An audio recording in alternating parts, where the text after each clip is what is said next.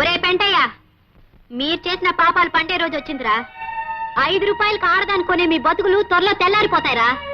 ఒరే, మీలాంటి మాయదారి మనుషులు పని పట్టడానికే ఇన్నాళ్ళకి సరైన మొగాడొచ్చాడు. దేవుళ్ళలాంటి మా రాముడు మీ అందరి పని పడతాడు.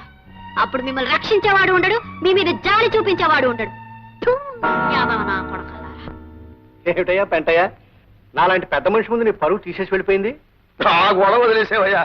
అసలు నీ అంత పెద్దవాడిని వెంట్రుకు ముక్క కంటే హీనంగా తీసి పారేశాడు రాముగారు. అందుకు నేను ఎక్కువ బాధపడుతున్నాను. Pentayya, stop that nonsense. ఈ రాఘవయ్య కోపం వచ్చిందంటే వాళ్ళ గుడిసెల్ని నేలమట్టం చేసేస్తాడు. అవును బాబు, రాఘవ గారు ఆడంటూ భద్రయ్య గారు వచ్చి గూడెల్లో అందరికి చెప్పాడు. వారం రోజులుగా నేల పని కట్టకపోతే అందరు గుడిసెలు పీకించేస్తాడంట. చూసావా రాము, వీళ్ళు ఎంత దారుణమైన కుడిగట్టారో. బాబు, రేపటి నుంచి మేమంతా ఎక్కడ ఉండాలి, ఎలా బతకాలి బాబు? మీరేం కంగారు పడకండి. వాళ్ళ ఆట ఎలా కట్టించాలో నాకు తెలుసు. కనిపించుట లేదు. జంబులింగం పేరు గల మా నియోజకవర్గం ఎమ్మెల్యే మాకు కనిపించుట లేదు. గత ఎన్నికల ముందు ఓట్ల సమయంలో కనిపించిన వీరు ఎమ్మెల్యేగా ఎన్నికైన క్షణం నుంచి మా ఊరి ప్రజలకు కనిపించుట లేదు. నాయనా ఎమ్మెల్యే, నువ్వు కనిపించక మేమంతా ఎంతో బెంగ చెందుతున్నాము. నిన్నేమీ కోప్పడమని హామీ ఇస్తున్నాము కనుక వెంటనే వచ్చి కనిపించవలసింది. ఇట్లు దాచినపల్లి గ్రామ ప్రజలు. ఏమయ్యా రాఘవయ్య, అయ్యా, ఊరికి సర్పంచివి, జరి అంచు పంచి కట్టుకున్న పెద్ద మనిషివి. నేను నీకు కనిపించట్లేదు? కళ్ళు కూడా పెట్టుకున్నావు. కనిపిస్తున్నానా లేదా? తమరు కనిపించకపోవడం ఏమిటండి? ముస్తాబైన ముసిలి గంగిరెద్దులాగా దర్జాగా కనిపిస్తున్నారండి. కనిపిస్తున్నాను కదా.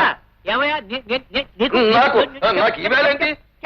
నాకు ఈవేళ వారానికి ఒకసారైనా కళలో కళ్ళజోడు పెట్టుకున్న చిన్న వినాయకుడిలా కనిపిస్తారు. మరైతే ఎమ్మెల్యే జంబులింగం కనిపించడం లేదని పేపర్లో ప్రకటన ఇచ్చింది ఎవరు? మీ ఇద్దరికి తెలియకుండా ఈ ప్రకటన జరగదు జరగదు జరగదు జరగదు. చెప్పండి చెప్పండి చెప్పండి. జరగదు. ఈ పని చేసింది ఆ రాముగారేనండి, సందేహం లేదు. ఎవడా రాము? ఉన్నాళ్ళండి గూడెంలో రౌడీ వెధవ. ప్రజలందరినీ నానా ఇబ్బంది పెడుతున్నాడు. మాలాంటి పెద్ద మనుషులను అవమానపరుస్తున్నాడు. ఇది పేపర్ వేసి తమను కూడా అవమానపరిచాడు. ఎవడా రౌడీ వెధవ?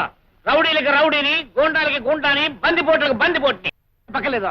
మీరు వెళ్ళి తేల్చుకురండి. మేమే తెలుసుకుంటాం. అయితే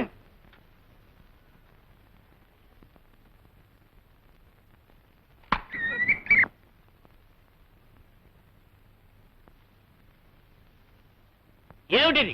ఎవరు కనిపించట్లేదే? ఎక్కడ నా ప్రజలు? ఎక్కడా? నేను కనిపించడం లేదని పేపర్లో వేసి నన్ను అల్లరి పెట్టారు. నేను వచ్చి కనబడితే నాకెవరూ కనిపించడం లేదు.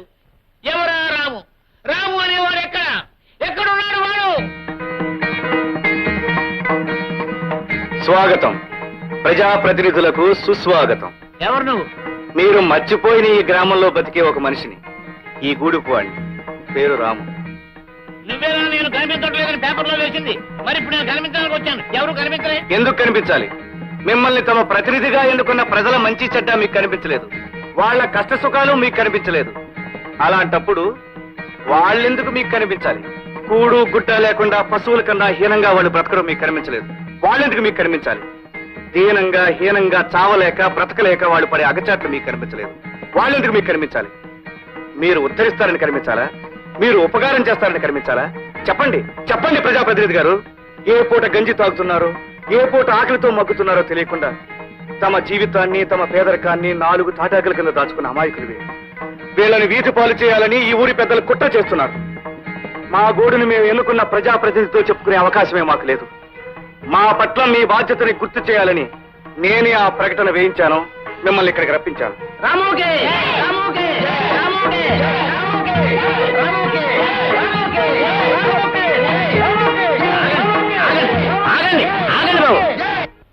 శబాష్ రాము శబాష్. ఇప్పుడు నీలాంటి యువకులనయ్యా దేశానికి కావాల్సింది.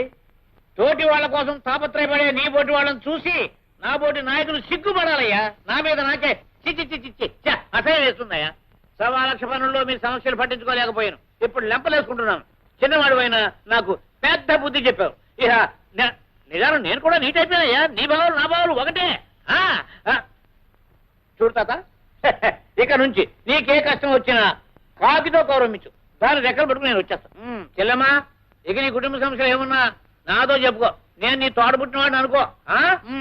రేయ్ బుద్ధిగా, నేను రా మీ తాతనే. రేయ్ ఇదిగా, నేను హైదరాబాద్ వెళ్ళా నీకు బిస్కెట్ పంపిస్తానా? బాగా చదువుకో. చదువుకు నా ఎంత వాడు వాళ్ళు చూడవయ్యా రాము, నేను కూడా ఒక గుడి చేసుకుని మీ మధ్యలో ఉందాం అనుకుంటున్నానయ్యా. ఇదేటండి బాబు, ఉన్న గుడిసెలే పీకించేస్తామన్నారు సర్పంచ్ గారు. సర్పంచ్ లేదు గర్పంచ్ లేదు, నేను హామీ ఇస్తున్నాను. ఇవి మన గుడిసెలు, వీటిని దేవుడు కూడా పీకలేడు, ఎవడూ పీకించలేడు. ఈ గుడిసెలు మనకు శాశ్వతం, పెర్మనెంట్. మీ సహాయానికి చాలా థ్యాంక్స్ ఎమ్మెల్యే గారు. కృతజ్ఞతలు నాకెందుకయ్యా, మనం అంతా కలిసి దేశమాతకి చెప్తే బాగుంటుంది. భారత్ మాతకి, జై! భారత్ మాతకి. చికెన్ కమ్మగాను, లేతగాను, రుచిగాను గొప్పగా తయారు చేశారయ్యా. మా ఎయిర్పోర్ట్లు ఎప్పుడు అలాగే ఉంటాయండి. ఎటు వచ్చి మీరు చేసిన పని ఏం బాగుండలేదు. ఏంటిది? మూడుల్లో మీరు చేసిన రాజకీయానికి ఇక్కడ మాకు కడుపు వచ్చింది. అవును లింగం గారు, వాళ్ళ గడ్డెట్టి వాళ్ళ రోగం కుదురుస్తారనుకుంటే ఆ తరఫు మాట్లాడి మాకు గడ్డెట్టారు, భూములని వాళ్ళకి నైవేద్యం పెట్టారు. బచ్చాలు మీకేం తెలుసా రాజకీయాలు? తెలుసుంటే ఏ ఎమ్మెల్యే ఏ మంత్రో అయి ఉండేవారు. ఎలక్షన్లు వస్తున్నాయా? ఎలక్షన్లు వాడు వెనకాల ఎంతమంది జనం ఉన్నారు? జనం అంటే మనుషులు. అదే అదే అదే మనుషులు కాదు, ఓట్లు. ఎలక్షన్ ముందు వాళ్ళని నెత్తిని ఎక్కించుకోవాలి, తర్వాత ఏ పేడలోనో బాడలోనో పాయసులు పారేయాలి. అది రాజకీయం. ఇదిగో ఒక్క ముక్క చెప్తున్నాను, ఓట్ల నాడు నాట్ల నాడు వాళ్ళని సంకనెత్తుకోవాలి, కోతల నాడు కోసాతలు పారేయాలి. అది రాజకీయం అంటే. బాబోయ్, ఆ తలపాగా కింద ఎంత గొప్ప తలకాయ ఉంది, ఎన్ని ఐడియాలు. ఇక చచ్చిదాకా మీరే మా ఎమ్మెల్యే. కొత్తకండి డోకాలేదు. నిజంగా ఇలాంటి ఎమ్మెల్యే గారు ఉన్నందుకు నాకు చాలా గర్వంగా ఉంది. పరుపులు తలుపులు తలుపులు తలుపులు ఇంకా భోజనం తీసుకోలేదంటే. చూడండి ఎక్కడ ఉన్నాడు. ఒరే తలుపులు. చూడు వెంటయ్య, ఎన్నాళ్ళలో సర్పంచ్ రాఘవయ్య కూడా తిరుగుతావు, మొత్తం దోచేస్తున్నాడు. ఆ తినేదేదో నువ్వే తినొచ్చుగా. బాగుంది, పరిస్థితులు అనుకూలించాలి కదండి. ఏమిటా అనుకూలించేది? నీకు డబ్బు ఉంది, ఓ చరిత్ర ఉంది. ఈసారి సర్పంచ్ గా నువ్వు నిలబడు, నా ఫుల్ సపోర్ట్ నీకు ఉంటది. ఏంటో మా పెంటయ్యకి ఏదో ఉపదేశం ఏం చేస్తున్నారు. లేదు, హైదరాబాద్ లో కోడుకో అదో టైప్ గా చేస్తారట్టుగా. ఆ చెప్తున్నా. సోడా అయిపోయేది. ఈ పత్రిక ఎల్లవయ్యా, ఎక్కడున్నాడు? చూడు చూడు చూడు, వెళ్ళు. త్వరగా పడ్డా పత్రిక కొట్టలేవయ్యా సన్నాసి. ఇలారా ఇలారా. చూడు రాఘవయ్య, ఈ పెంటైన పక్కన పెట్టుకుని నువ్వు ఎలా బతుకుతున్నావయ్యా? నువ్వు అలా వెళ్ళేవో లేదో నీ మీద 100 చెప్పడం మొదలెట్టాడు. నువ్వు వచ్చావు, కోడి కూర పీత పులుసు కింద మార్చేశాడు. అమ్మ పెంటయ్య. ఇదిగో వాడు వాటం చూస్తుంటే నీ మీద పోటీగా నిలబడేటట్టున్నాడు. నువ్వు ఇంకొకటికి అవకాశం ఇవ్వక నువ్వే నిలబడు. ఓయ్, నా ఫుల్ సపోర్ట్ నీకు ఉంటది. ఏంటి ఎమ్మెల్యే గారు ఏమైనా సలహా ఇస్తున్నారా? నీకు కోడికూర వండని చెప్పారు కదా, నాకు ఢిల్లీ కోడికూర వండడం ఎలాగో చెప్పారు. అవునయ్యా, సోడాల కోసం వెళ్ళా. ఏవయ్యా సోడాలు? ఎంతసేపు ఒక విమర్శించడమే పనిగా పెట్టుకోకు, వస్తాయి. ఏ నీ భోజనాలు వచ్చాయా? వస్తాయి వస్తాయి, ఏవి ఎప్పుడు రావాలో అప్పుడు వస్తాయి. ఆ. ఏమిటి రాము నువ్వు అనేది? నేనండం కాదు మాస్టర్, అందరి అభిప్రాయం చెప్తున్నాను. రేపు వచ్చే ఎలక్షన్స్ లో మీరు ఎవరు సర్పంచ్ గా నిలబడాలి. నిజమే మాస్టారు, మీలాంటి వారు ఆ పదవిలో నిలబడితే ఆ పదవికి గౌరవం ఏర్పడుతుంది, మన ఊరికి ఉపకారం జరుగుతుంది. మా అందరి బతుకులు కూడా బాగుపడతాయని నమ్మకం ఉంది పంతులు గారు. అవును బాబు. మీరింత అభిమానంతో అడుగుతుంటే కాదనగలనా? ఈ ఎలక్షన్ లో నేను నిలబడటం వల్ల ఈ ఊరికి మంచి జరుగుతుంది అనుకుంటే అలాగే. కానీ శంకర్ మాస్టర్ కి ఏమిటి పెంటయ్యా నువ్వు అనేది? నువ్వు ఎన్నికల్లో నిలబడతావా అంటే నాకు అపోజిషన్ వచ్చేస్తున్నావు అన్నమాట. గొప్ప. ఎత్తేస్తా ఎన్నికాసులు అవుతారు, నిన్ను అమాంతం మింగేస్తాను. జాగ్రత్త. ఎత్తై నువ్వు ఒక్కడవే ఎత్తగలను అనుకుంటున్నావేమో, నేను ఎత్తగలను. అవతారం ఏమెత్తుతావయ్యా అవతారం? ఏమెత్తుతానా? జనం 10 మందిని సెంటర్లోకి పిలిపించి హిట్లర్ రాఘవయ్య గారు అమ్మాయిని రాముడు గాడు హిట్లర్ గారి కళ్ళ ముందే ముద్దెట్టుకున్నాడు అని చెప్పాను అనుకో, ఓట్లేయడం కాదు, కొత్త మీద జల్లకాయలు పడిపోతాయి. కూడా చూద్దాం. చెప్పు వెళ్ళి, నా కూతుర్ని ఒకసారి కాదు 100 సార్లు ముద్దెట్టుకున్నాడని చెప్పు, నన్ను కూడా ముద్దెట్టుకున్నాడని చెప్పు. చూడు, తమకు ఏం చెప్పు, పులివేషాలు కట్టించి ఊరేగించి మరీ చెప్పు. అలాగే అలాగే చెప్తాను. ఇదిగో ఈ కొంపకి రావడం ఇదే ఆఖరిసారి. పని ఉంటే ఆ పంచాయతీ బోర్డు ఆఫీస్కి వచ్చుకోగా. పంచాయతీ బోర్డుకి జన్మలో వెళ్ళావయ్యా, నీకున్న చెడ్డ పేరు నీకు తెలీదు. నాకు తెలుసు, నీకన్నా నాకు మంచి పేరే ఉంది. రాము, కాసేపట్లో వంట అయిపోతుంది, నువ్వు భోంచేసే వెళ్ళు. ఈ పనులన్నీ నేను ఎత్తినేసుకుని ఎందుకు శ్రమ పడ్డం? ఇందులో శ్రమే ఉంది రాము, ఇష్టమైన మనిషికి సహాయం చేయడంలో ఆనందం ఉంటుంది. నువ్వు ఇక్కడికి వచ్చి ఈ పనులన్నీ చేస్తున్నావు అంటే మీ నాన్నగారు ఏమంటారు? ఏమంటాను బాబు, నా కూతురుని చూసి గర్వపడిపోతున్నానంటాను, ఆనందంతో ఉక్కిరి బిక్కిరి అయిపోతున్నానంటాను. రాఘయ్య గారు, రాము, కులం మతం ఆస్తి అంతస్తునే పొరలు కంపి బ్లైండ్ విధవన్ అయిపోయినాయా. చిచి, నన్ను చూస్తే నాకే అసహ్యం వేస్తుందయ్యా. చూడు, ఇక నుంచి ఆ మహాత్మా గాంధీ అడుగుజాడలో నడవదలుచుకున్నాను. బాబు, నా కూతురు నేను ఇంటి పని పాచి పని అన్నీ చేసేస్తాం. ఈ వైపుకి నీ బట్టలు ఉతికేస్తాను, తర్వాత అంట్లు తోనేస్తాను, తర్వాత నువ్వు ఏం చెప్తే చేసేస్తానయ్యా. అంతే కదా రాము, నీకు మా అమ్మాయినిచ్చి పెళ్లి చేసి నాకు ఓ చరిత్ర ఉందని నిరూపించుకుంటాను. నాన్న, మీరు చెప్పేది అవునమ్మా, ఈ హిట్లర్ రాఘవయ్య ఇక నుంచి బుద్ధుడు రాఘవయ్య అయిపోతాడు. అందుకు నిదర్శనంగా మీ ఇద్దరికి పెళ్లి జరిపిస్తాను. మిస్టర్ పెంటయ్య, బోర్డులు బాగా రాయించావయ్యా, కానీ బోర్డులు చూసి ఓట్లు వేయరు. ఓట్లు ఎలా రాబట్టుకోవాలో మాకు తెలిసినావా? నీకంటే నాకు బాగా తెలుసులేవా. చూడు, అసలు ఓట్లన్నీ గూడెంలో ఉన్నాయి. గూడెం ఓట్లు ఈ హిట్లర్ రాఘవయ్య పాకెట్లో ఉన్నాయి. ఎలాగో? ఎలాగా? ఆ రాము నాకు కాబోయే కాబోయే కాబోయే కాబోయే అల్లుడు. అల్లుడా? అవును, ఇప్పుడు నేను మామవతారం ఎత్తుతాను. నా అల్లుడు ఎంత చెప్తే అంతా గూడెం ప్రజలకి. నాకే ఓట్లు వేయమంటాడు, వాళ్ళు తప్పకుండా వేస్తారు. సో మనం సర్పంచం అవుతాం. కనుక బోర్డులకి, రంగులకి, బఠాణీలకి, వేరుశెనక్కాయలకి అనవసరంగా డబ్బు వేస్ట్ చేసుకోకు. ఏం చేసుకోకు.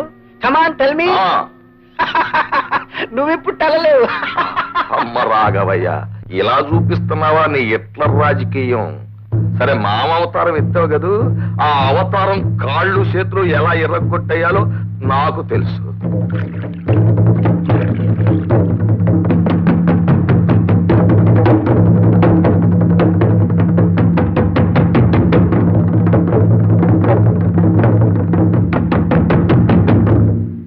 ఈ రోజు నేను మీకు చెప్పదలుచుకున్నది రాబోయే ఎన్నికల గురించి.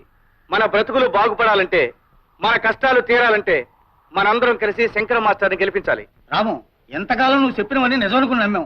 అందరినీ ఉద్ధరిస్తా ఉంటే నిజం అనుకున్నాం. మా కోసం నువ్వేం చేయలేవని అర్థమైపోయింది. ఎందుకలా అంటున్నారు? ఏ కారణంగా మీరు ఇలా మాట్లాడుతున్నారు? సొమ్ములో ఉన్న పెద్దింటి అమ్మాయిని నువ్వు పెళ్లి చేసుకోబోతున్నావు మాకు తెలుసు. ఆ పిల్లని కట్టుకోగానే నువ్వు వాళ్ళ మనిషి అయిపోతున్నావని తెలుసు. లోకంలో ఏ రెండు జాతులైనా కలవచ్చు గాని గొప్పోళ్ళు పేదోళ్ళు అనే జాతులు మాత్రం కలవు. నువ్వు గొప్పింటోళ్ళు కలడం అయితే మా నుంచి వెళ్ళిపోయినట్టే. నోరు ముయ్యండ్రా, కుళ్ళు మోసొచ్చిన వాళ్ళారా. బావా, నువ్వు వాళ్ళ మాటలు పట్టించుకోకు. మహాలక్ష్మి లాంటి అమ్మాయి గారిని చేసుకో. నువ్వు వీళ్ళ మాటలు వినకు. నువ్వు ఉండి అది వాళ్ళు చెప్పదలుచుకుని చెప్పని.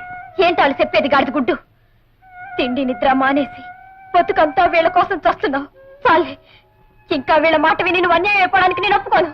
అది నువ్వు పెళ్ళైన దానివి, పరాయివాడి భార్యవి.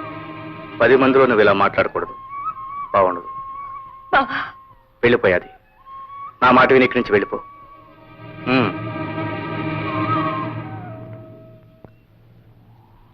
చెప్పండి, మీ ఉద్దేశం ఏమిటో చెప్పండి.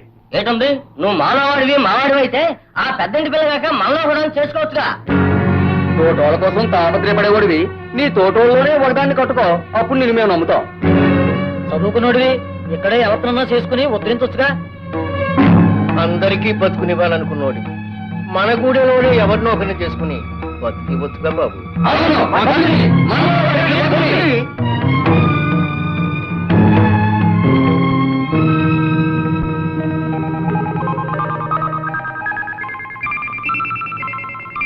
అంటే మనలో ఎవరిని చేసుకున్నా మీకు అభ్యంతరం లేదుగా?